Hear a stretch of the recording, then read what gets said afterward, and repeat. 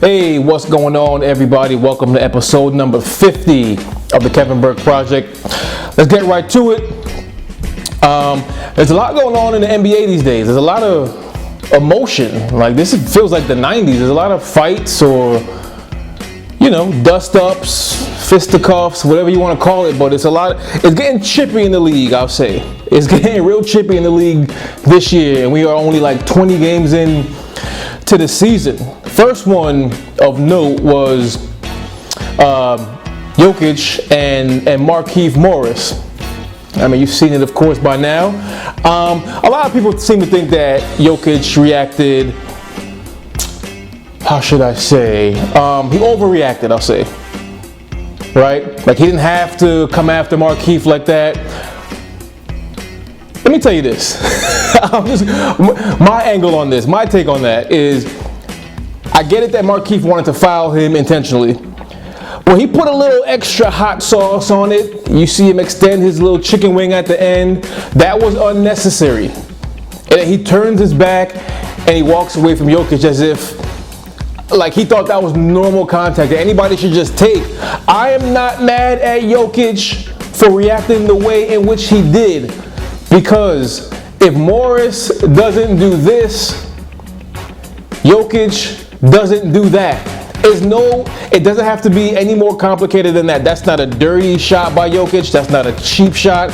He was reacting to being hit unnecessarily tough by hitting Morris unnecessarily even tougher. It is what it is. And I feel like guys, my take, I think a lot of guys in the league, sometimes they look at these European players and they think that they're soft, and they try them, they challenge them, they push them. Listen, if history is any indicator, I'm going to tell you that Jokic is not the one, because Devin Booker already tried this with Jokic. And I don't think this went the way that Devin Booker thought it would have went. And now you got Jokic's brothers talking, and these Nikola Jokic's brothers look like some interesting guys, some interesting cats. I'm not saying that they remind me of the Bushwhackers from WWF in the early 90s. I'm just saying they look interesting. They look like, interesting guys. And then, of course, you got Jokic's brothers, and then you got Marcus Morris now. It's a whole lot of nothing at the end of the day. No one, it's not going to escalate beyond that the next time the Clippers and the Nuggets play. That's just an interesting dust-up. Then there was Rudy Gobert and Miles Turner. And, like, the more I watch this, I'm going to call it a fracas. I'm not sure this was even a dust-up. The more I watch Rudy Gobert and Miles Turner, like, I'm not sure if they're upset. I'm not sure if they're excited to see one another. Like, I don't know what's going on in this one. Like, I really don't know. But I guess you could categorize that as an altercation of sorts. Then, of course, you got LeBron and Isaiah Stewart, which just took the cake. Like, this is like the third installment of the trilogy.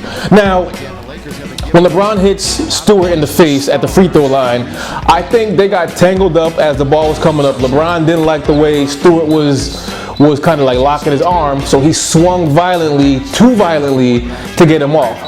I don't think LeBron meant to hit Isaiah in the face. Like, I say this with no sarcasm. If you think for 1 second LeBron meant to hit Isaiah Stewart in the face, you, my friend, are certified LeBron hater. There's no two ways about it. I said certified, but you know what I meant. You might be certified as well.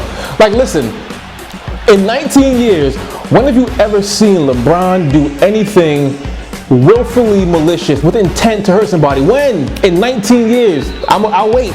Like, when? It has never happened. So why would he choose year 19 to play dirty all of a sudden? That's not, like, if you, again, come on, like, you think LeBron went to hurt somebody and draw blood? He meant LeBron James meant to hit somebody in the face? There's no way. You're a hater if you think that. That was not LeBron's intent. I agree with him being ejected. That was his motion was unnecessary, and that's what got him tossed. The motion was unnecessary, and that got him up out of there. But if I'm Isaiah Stewart, like, I don't fault him for being that upset. Like, I would have been upset too. Somebody hits me in the face, and like, I can't tell if he did it on purpose because I didn't see it. Then I look up at the jumbotron, I see I'm starting to bleed. Like, I might react. I wouldn't take it well either. I'll just say that. But he's the only person that I think. So I don't disagree with him reacting that way. Like, I don't. Him. Him trying to, fake out his teammates like, okay, I'm cool.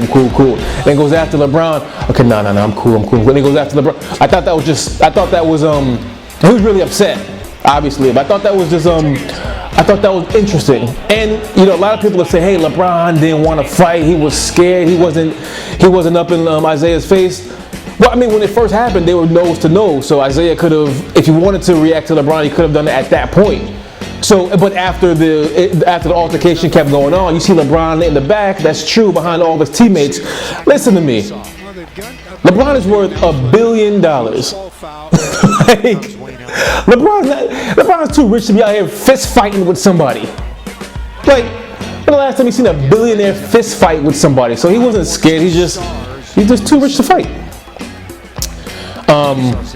What else? Scottie Pippen was in the news recently because he dropped a book, right? And in the book, he talks about Michael Jordan. Does he ever talk about Michael Jordan?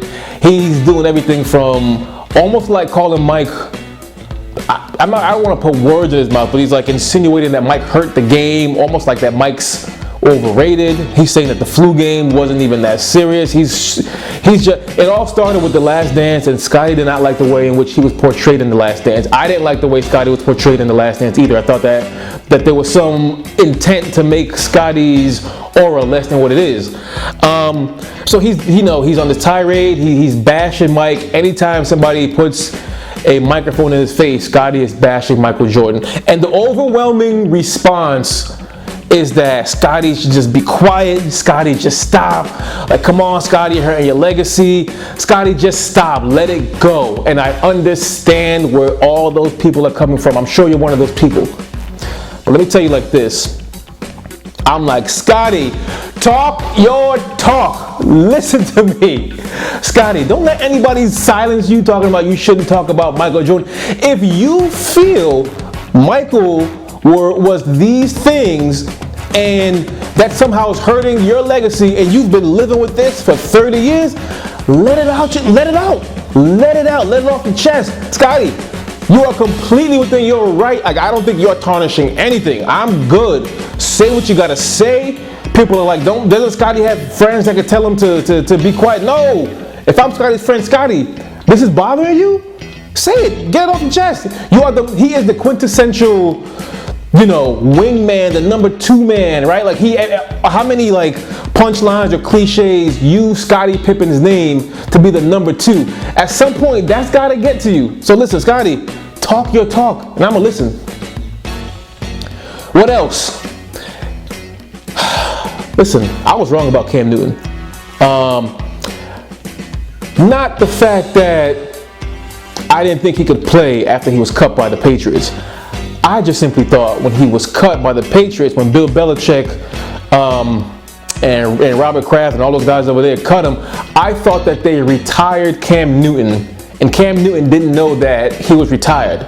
What do I mean by that? How many times have we seen in sports a guy approaches age 30, a little over 30, sustains an injury, he comes back, he's not quite himself, and maybe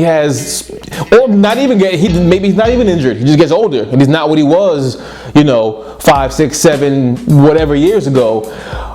And like, the league is done with them. Football, basketball, what the league just wants nothing more to do with them. I say the league has retired that person.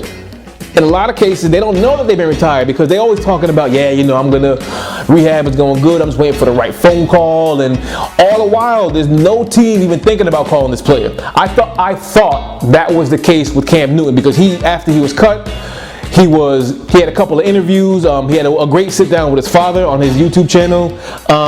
He then eventually goes and gets vaccinated, I think, as a way to get back in the league. And I'm thinking, Cam, you don't have to do all this because the league has retired you. And I was wrong. The league did not retire you. The Panthers didn't realize what they had until it was gone. You come back, and that game that he started against the Washington football team, he looked really good. So I thought he could still play. I thought he was worthy of finding a team. Just the fact that it took this long, I thought the league retired you. And I'm glad to say, Ken, that I was wrong.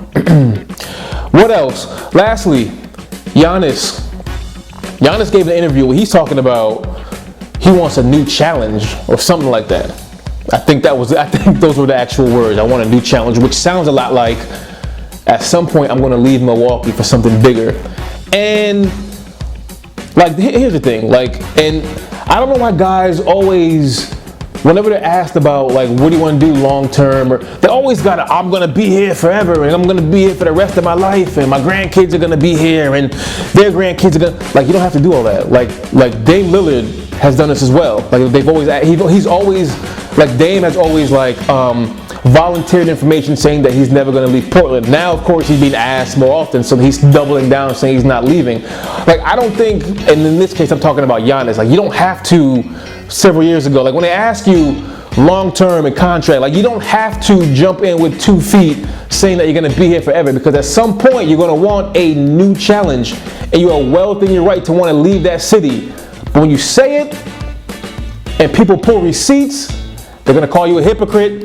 And if Giannis, who's like the most beloved player in the league, were to leave, I think this does not bode well for his reputation.